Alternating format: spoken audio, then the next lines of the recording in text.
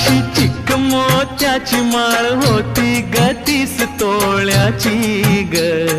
चिक मोत्याची माळ होती ग 30 तोळ्याची ग.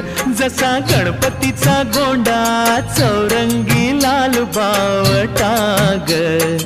गणपतीचा गोंडा चौरंगी लाल बावटा ग.